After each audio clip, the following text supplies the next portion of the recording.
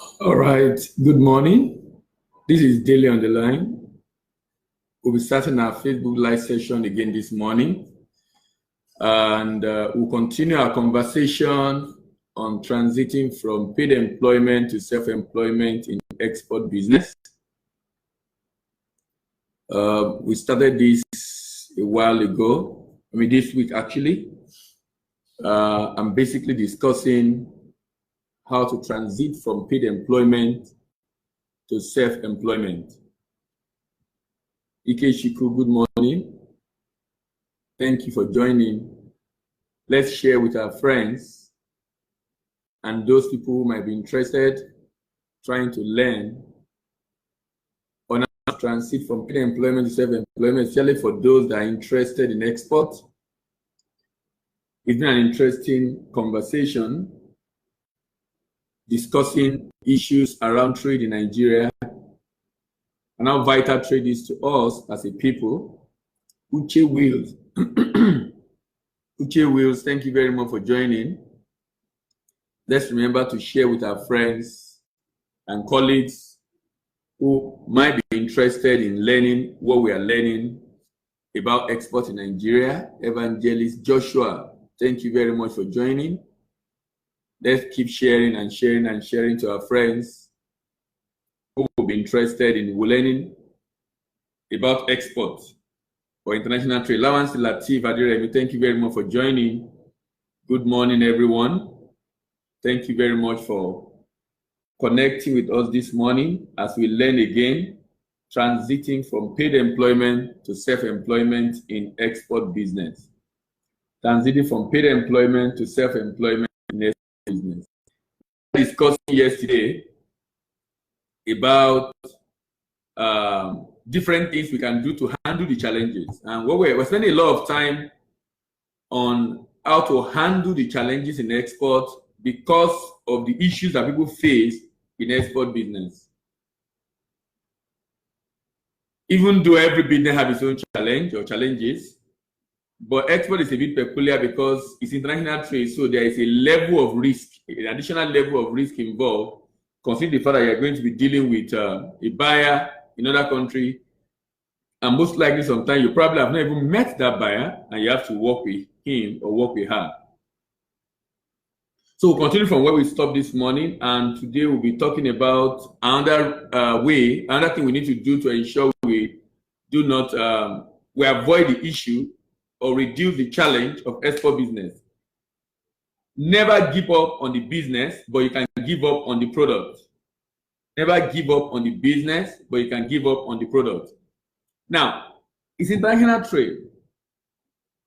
Not every product has potential. There's some products we use in Nigeria that are very peculiar to us that you probably will not be able to sell out there. Let me give you an example. Cake, for example. Cake is not our food in Africa. Cake is a white man food. We learned it from them. Chin chin.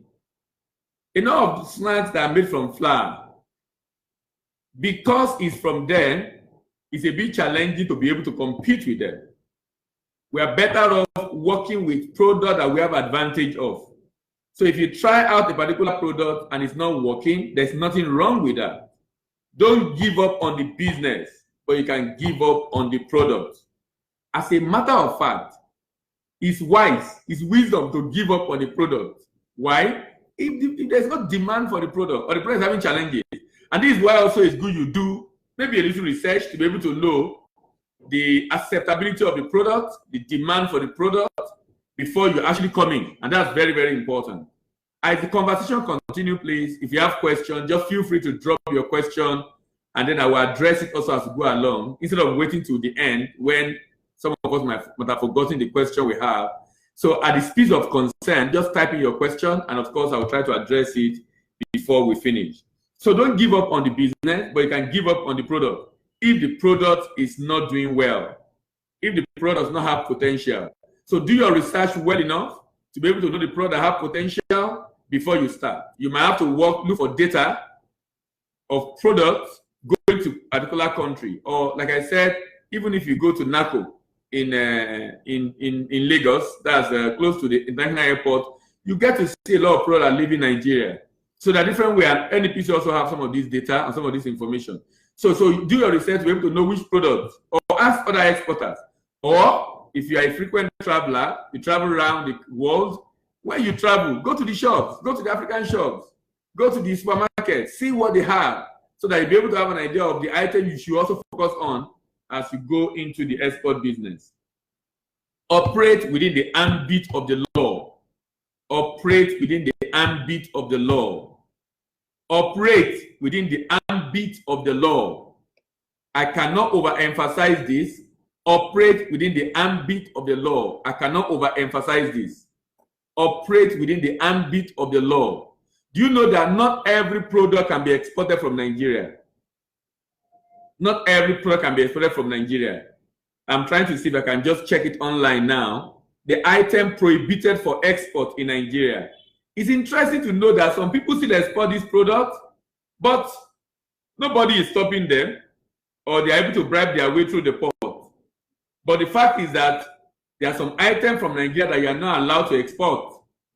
And you can call them the item prohibited for export in Nigeria. Item prohibited for export in Nigeria. They are items on the export prohibition list of custom. Export prohibition list of custom. Number 1 on the list is corn or maize. Maize is not allowed for export in Nigeria. Maize is not allowed. Now, processed maize is allowed. That's like we export pap made from corn, and that's allowed. But generally, unprocessed maize is not allowed for export in Nigeria. Another item not allowed for export in Nigeria is scrap metals. Scrap metals.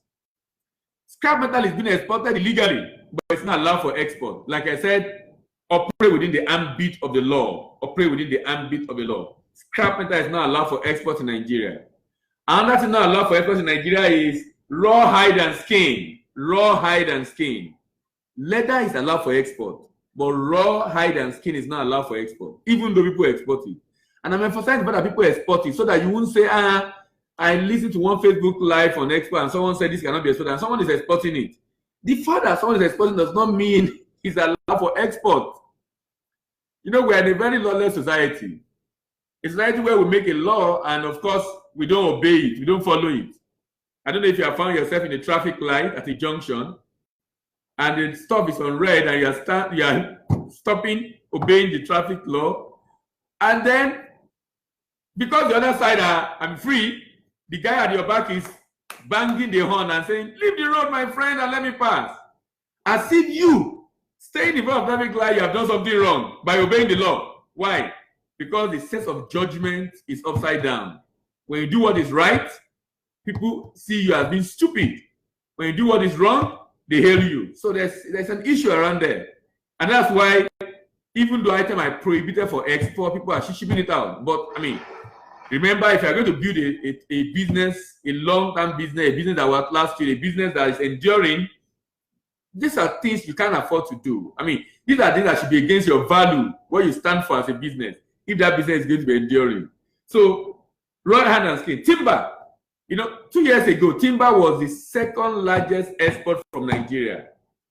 Second on the list of non-oil export items. But timber is prohibited for export.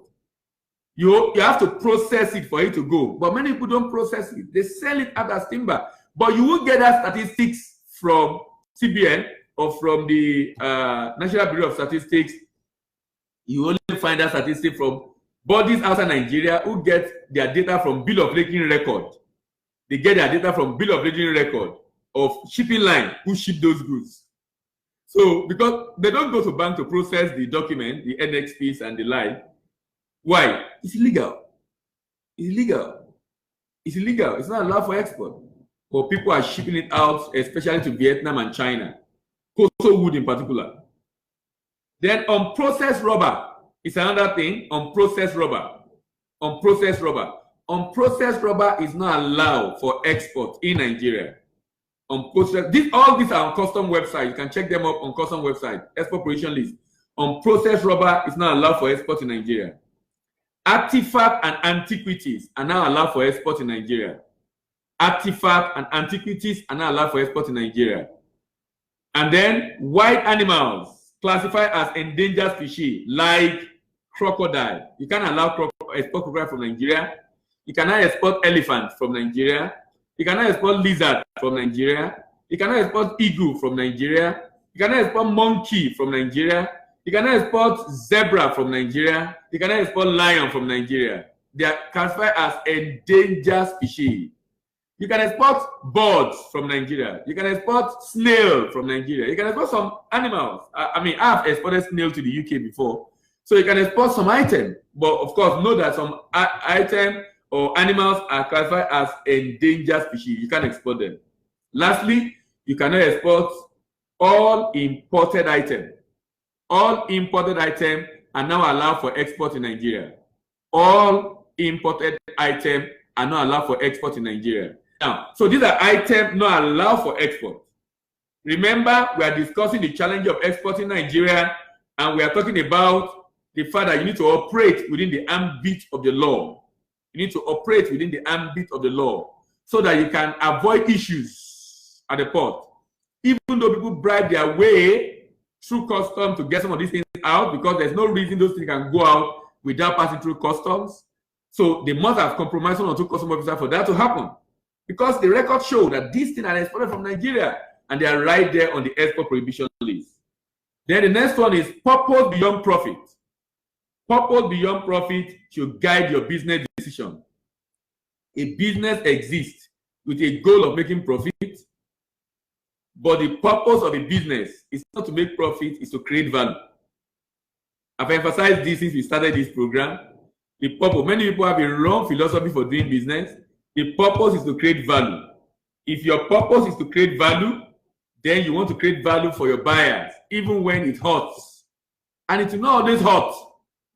But when it hurts, you still want to go ahead and create value for your customer, for your buyer. Why? Because you want to ensure you are meeting up with your purpose. Because the issue is when the purpose is achieved, when you are strong on ensuring you are strictly to why you exist, it becomes easier for you to be profitable afterwards.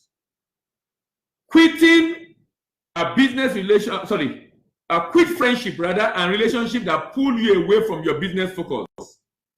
You know, some people want to start business. I have an uncle who wants to start a business, and he asked everybody that he's working in a very highly paid organization and he wants to start a business. And many people he's talking to and say, no, don't try it, don't do it, don't, because of how much he's paid in another company. But he knows it's time to leave. But someone telling him, no, don't go. And I told him that. He said, I'm the only one encouraging him to go ahead. And I told him that, look, at some point you have to leave. Either voluntarily or compulsorily, by retirement, retrenchment, or resignation. I don't think you have to be forced to leave. I think you have to plan to leave so that you can go along with your own plan, not forced to do just anything because you are forced to leave. There will be people who will feel don't do this business, who will discourage and distract you, and you know this is exactly what you want to do. Anybody that will discourage or distract you as much as possible, you want to separate from them. I'm not saying you should throw away your friend, but you need, for example, if you start this business, I was saying yesterday evening, most of the stories you will hear are the negative ones. But there are positive stories. There are people who have been doing this business for more than 30, 40 years. In Nigeria, there are positive stories. You don't get to hear those ones because they do their business quietly. It's the people who just come in and make mistakes and lose money that you hear their news all over. Why? Because nuisance travel very far. Bad news travel very far. So those are the news some people have heard that want to discourage you and say, no, don't do it. It's a rubbish business, it's a this business, it's a that business. I've told you that if we don't export as a nation, we are going nowhere. We must, if we're going to grow this economy, if we're going to be respected among the community of nations, then we must export. I'm going to be doing this. I'm going to do a series very soon on why we must export. Why we must export. Why we must export. Then remember that the profit that glitters on paper is not gold in reality. The profit that glitter on paper is not always gold in reality.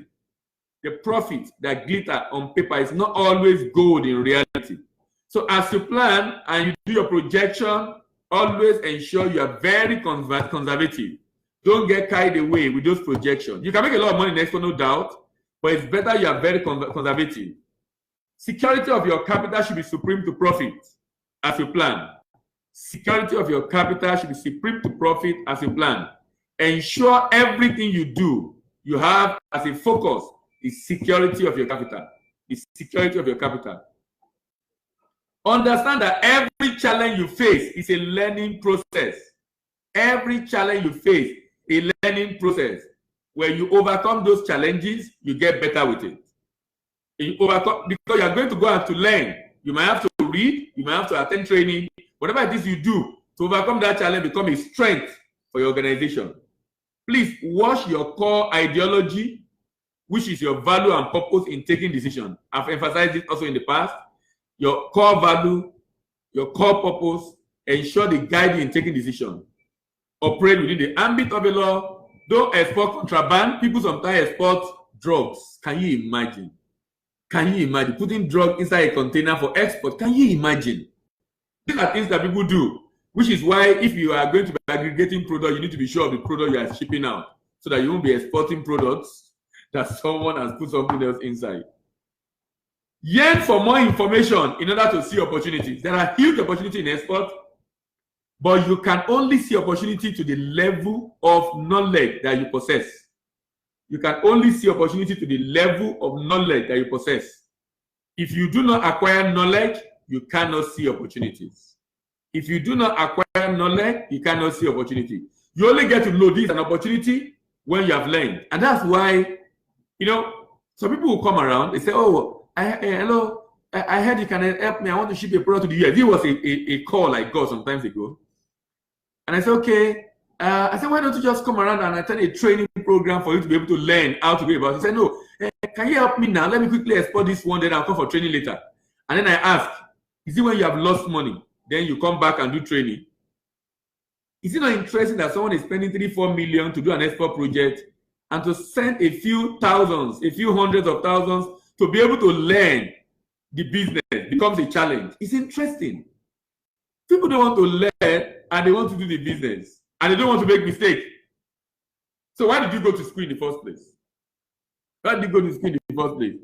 And someone will say, no, I don't want theory, I want practical. And I said, I studied science in secondary school, and I know for a fact that you only get to do practical in the lab after you have done theory in class. You only get to do practical in the lab after you have done theory in class. I'm just basically emphasizing, either online, on YouTube, Facebook Live, getting books, attending training, just get knowledge. Knowledge is available everywhere. Just get as much knowledge as possible about the product that you want to export. Whatever it is you want to do, ensure you get the inside knowledge. That's why it's important. Where you get it is another story entirely. That should not be a major challenge. What should be more important to you is the fact that you got the right knowledge. It's to ensure that you get the right knowledge. And getting the right knowledge is extremely important, extremely critical for the success of the business. If you don't get knowledge, your money, you're on the road to losing your money. And one of the reasons why I decided that, look, it's high time we begin to make this information available for people who are busy and not able to come for training, or who are probably not able to sit down to read, is because, sincerely, a lot of people are coming into this space and they are losing money, and it's discouraging them from coming back. And that is not good for Nigeria at all. That is not good for Nigeria at all. It's not good for Nigeria in the sense that if people who show a little interest get discouraged, they are going to also discourage others. And I'm saying, look, let's begin to educate people to be able to begin to learn on what they need to do to avoid having issues as they go about the export business. Now, one of the things also you can do to mitigate the risk of the business is to form a group, a league. You know, there's a challenge I found out in Nigeria. I don't know what the problem is. I found out that people find it difficult to form a league, to form an association, to form a cooperative, to collaborate. I don't know why. I mean, I have our partner in China, I have partner in Dubai, I have partner in UK. And all of them are Nigerians that we have to work together to make this thing work. It took a while for us to find them. Of course, we've met also some people that are not serious along the line. But where I'm going is this. If we do not learn to work together, sincerely, it's very tough to be able to grow this business. You know, I found out something about, the next time you visit UK, for those of us that travel frequently, go to Peckham and walk on the street of Peckham or Dalston in UK, London in particular. You will notice that majority of people selling African food are not Africans. Have you ever wondered why? That the majority of people selling African food are not Africans. They are Asians. And the story I got to know is that 3-4 Asians will come together and have a shop, put money together, maybe like 1,000, 2,000, 3,000 pounds. They start a shop, they start selling, just like our Igbo brothers we do. When they finish, after a while, they've raised capital, they set up another shop. One of them will go and set up that shop. Then again, the third one, then before you know it, all of them have their own shop. They are still together. They are still going to put resources together to import. Do you know? So they come to Nigeria, they come to West Africa, and they import our food, our materials to sell to our brothers and sisters in Europe, and they price us out of the market. Nigerians in that environment cannot compete. Why? They have decided to come together. We have refused to come together. We have refused to come together. Why? Whatever reason we give it, whatever reason we might give, for me, you see material. What is important for me here is that we have a huge opportunity to come together to be able to grow this economy, but we refuse to do. And I'm saying we must learn to work together. When we work together, it reduces the stress, the risk, and the challenge on the head of one person. That's why we started last year the cooperative export, where we bring different products together and ship together under cooperative export, so that a small and medium scale enterprise who is just starting, who has a good product, can have exposure of his product in the international market, and they can begin to grow organically. And before you know it, the business grows reasonably, and then he's able to begin to ship in a container, because initially he's aggregating together with others to be able to ship. Because sincerely, you might not be able to meet that demand if they're placing that huge demand at the beginning. So collaboration, I think, becomes very important. And mentoring, I've mentioned mentoring, I'm emphasizing again, mentoring becomes very important. Look for someone who is in that field, who is in that area, who can assist, who can work with you to be able to make the business a success. There are huge possibilities in export business. I'm rounding off this, and we'll be starting a new topic entirely in the evening. There are huge opportunities in export business, very, very huge opportunities in export business. Number one opportunity is that export help, it's help for repeat business from the same buyer. Repeat business from the same buyer. So when you do it once and it's great, they want to buy again. They want to buy again. They want to buy again. Like I said, that we moved from commodity to finished goods about 2 years ago, and we've done several shipments of finished Nigerian product to the same buyer in the UK. That buyer is like a rep, help us to distribute. Someone is asking a question. For those that are just joining us, we've said that if you have a question at the speed of concern, don't wait till the end so that you don't forget the question. Olamitoke Temidayo is saying, how much is the list to start an export business? By list, the list there, I guess, is L-E-A-S-T, because you wrote there L-I-S-T. If you are doing finished product, less than $1 million. If you are doing finished product, less than $1 million. If you are doing commodities, probably tens of millions, because you have to fill a container.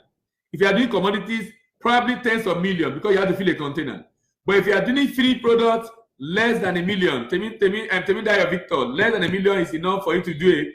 I don't want to get a specific figure because now you have to boil down to a particular product, but I'm very, very sure that you can do an export conveniently with less than $1 million. Very, very, very possible. So you have the opportunity of a repeat business. Repeat business. Number two, referrals to other buyers. You know what I discovered?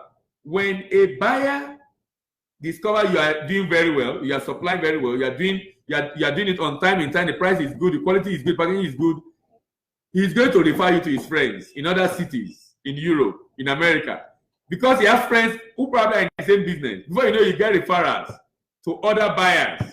So before you know it, in fact, sometimes they will pick up the phone and call your number. You know, so the lady that sells the product that produce the product we sell, her number is still on the product, because you know we are primarily a trade facilitation company. We facilitate by training, we facilitation by training, and we facilitate by helping individuals with support services. Now, but we have to do export to be able to show people that this process works and that you can do export successfully. That's one of the reasons why we have to export, actually. Now, in the course of doing that, we discovered that the product we ship to the UK find itself outside UK to another part of EU, and the buyer was getting called from, is it France now? Someone telling him that, look, I found your product on the shelf. I'm interested in distributing it in France. Can you supply me? That is the news for me. That is the great news for me. When the product is good, when the product is great, when the product is well packaged, when the product is adding value, you can't meet the demand. You cannot meet the demand. The demand is going to grow within a reasonable time, and you cannot meet the demand. And that's the beauty of finished product. You really cannot meet the demand. Then you can replicate the business model in different countries. When you have done it in one country, you can replicate. I know a company. This company was our client. I mean, they were with us. They did their training with us sometimes in 2013, 14. And they started by exporting finished products to South Africa. They started by exporting finished products to South Africa. Today, they are replicating the same model in the Middle East and in some part of Europe. But they started by shipping it to South Africa. They actually have to incorporate a leg of the business along the line in South Africa. And those are other things we'll be talking about in future on market entry strategy. But they started by shipping to South Africa, but now they are replicating the model in other parts of the world. And that's the beauty of export. Those are the possibilities. Redeeming the country image. Redeeming the country image. The day we begin to export good product, great product, high value product, sincerely, the world will begin to take us more seriously. You know, one of the buyer we were talking to in Europe at some point is a major buyer, a major wholesalers in UK. There is this cashew nut. I'm sure some of you have seen cashew nuts. There's a cashew nut called Executive Choice, produced in the Ikorodu by a very great guy. He's been doing it for many years now, and he has evolved. Now, the product was well packaged, and he was showing it to his friend, some of a Caucasian, some Europeans, telling them, look, can you see this product? Do you love it? Where do you think this product is from? Some of them were saying from Vietnam, from India, from China, from Thailand. And they said it's from Nigeria. They said, no, it's not from Nigeria. They checked it, but they said, are you sure that the guy, they didn't go and put wrapper around and call it Nigeria? Can you see how people are? I think they don't believe that something good can come from Nigeria. That's how bad it has become for us as a nation. They didn't believe. The day we begin to produce a lot, and a lot of finished products begin to leave this country, we're going to be redeeming our image. Even though we might still have some bad news, but I tell you, if we do a lot of good shipment out of Nigeria, the good news will outweigh the bad news. We are doing a lot of commodity, but nobody recognized that. Nobody recognized that. There is a sesame seed sample I use for training. Nigeria produces sesame seed, but they will ship it to Poland. When Poland add value to that sesame seed, they will put on it the product of Poland, produced in Poland. And I was showing at the training, see this product, produced in Poland. This sesame seed is probably from Nigeria.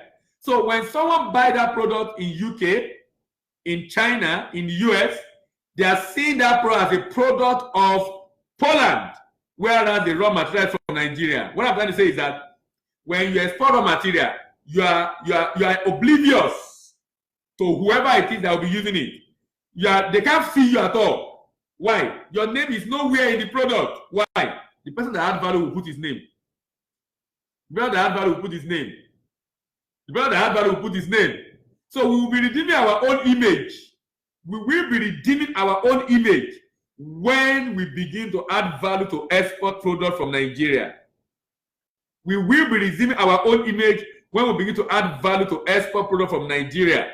For those that are just joining us, we are discussing transiting from paid employment to self-employment in export business. This Facebook Live video happens in the morning, every morning 8 a.m. and every evening 7 p.m. every day. 8 a.m., 6 p.m., sorry, 8 a.m., 6 p.m. every day. And we've been discussing transiting from paid employment to self-employment in export business. And here we are discussing the possibilities of export business. Redeeming the country image. Redeeming the country image. Export is not just about you. It's about Nigeria. It's about Africa. Africa is doing a lot of export, but we are exporting jobs because we keep exporting commodities. You know, the Europeans are very interesting. They have put up strategies to ensure we don't grow in Africa. And sometimes we support them with those strategies. Maybe you don't know that there are grand strategies to keep Africa small by exporting commodities. And they create cartel around some of these commodities such that there are few companies that buy these commodities and they dictate the price. And we keep selling it to them. And they will come to Nigeria to come and train us. To come and train us on how to do the commodity in a very better way. You know that they don't love us. It's not their love for us that's making us to them to come and show us how to do commodity, export commodity in a better way, ensure a high-grade cocoa, a high-grade cashew, a high-grade sesame seed. They are not teaching us to do it because they love us. They are teaching us to do it because of their factory. Because of their factory. You know, recently I read a report. There is a university in the US, I think California or somewhere in the US, who is doing a research. And the research was funded by a major producer of chocolate in the world, I think Mars. Mars is funding that research. They discovered that in 50 years from now, sorry, by 2050 rather, chocolate will no more be in existence because cocoa will be going into extinction because of climate change. They are now developing a variety of cocoa that can endure the heat in the West African region. Is it not interesting? They can't plant the cocoa in their area, they can only plant it here. But they discovered that, look, cocoa is going to go into extinction if the rate of heat continues because of the climate change. And they are developing new variety to withstand heat. You think they love Africa? They don't love Africa. They don't love Africa. They love themselves and they love their business. And they will do everything to protect their business. Now, that's the food for thought for us. That look, we must begin to do finished product. Finished product, finished product, finished product. It's not rocket science. It's been done. A lot of Nigerians are doing it. We need to be, those of us that are not into local production, who want to do export, don't think of production. Think of collaboration. Think of collaboration. Think of building communities. Think of building collaboration of people to work with, to be able to get raw material, get finished product from them in your brand and then export it. That is what a lot of Chinese are doing. A lot of Asians are doing. Even Americans and Europeans are doing it. A lot of people that you see that are exporting are not the producers of those products. So you don't need to be the producer of the product. You have the finance. Why don't you fund people to produce for you? Why don't you get them to produce your brand? So that it becomes easier for you to export rather than thinking you must be the one to produce. Why should you first have the factory? When you start producing like that and you see the viability, then as a next level strategy, you can decide to set up the factory. But for a start, reduce your cost, reduce your risk, reduce your stress, reduce everything by just going ahead to fund people that are already producing.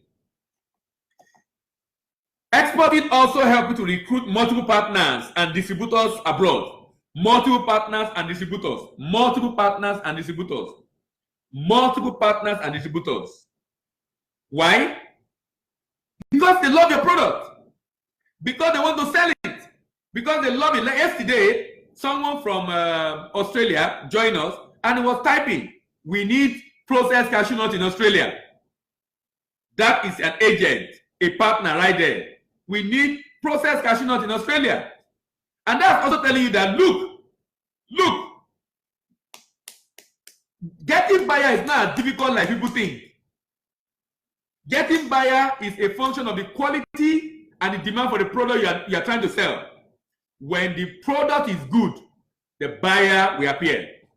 When the product is good, the buyer will appear. Please live with this mindset and philosophy that when the product is good, the buyer will appear.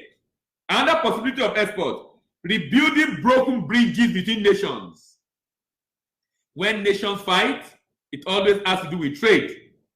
When nations are in strong alliance, it always has to do with trade.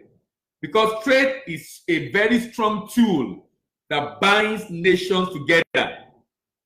Trade is a very strong tool that binds nations together. You know, that's why I don't understand the thinking of Africa. I don't understand the thinking of man. Man is fighting against government signing African Continental Free Trade Agreement. Now, if you are listening to me and you are just hearing about that for the first time, let me explain. The African Continental Free Trade Agreement is an agreement signed among African countries to create a single market in Africa. That will be the largest free trade agreement in the world. Largest. Over 1 billion people coming together, saying they want to trade together. That will be the largest in the world. Nigeria was the chairman of the people that negotiated that deal. The day it was signed last year, March, we refused to sign. And man was saying that we should not sign. Why should we sign? If we sign, they will flood our market. If we sign, who is the day? Who is the day? Who is the day? The day are Africans. I went to check who are the top exporters in Africa. South Africa, Egypt,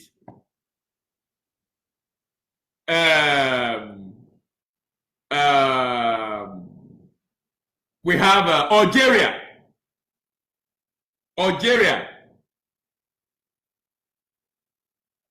and Morocco.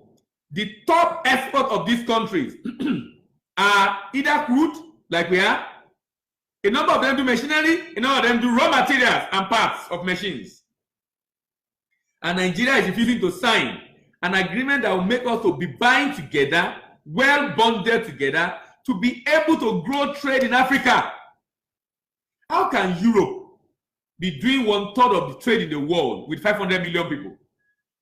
And Africa, with ×2 of Europeans, is doing less than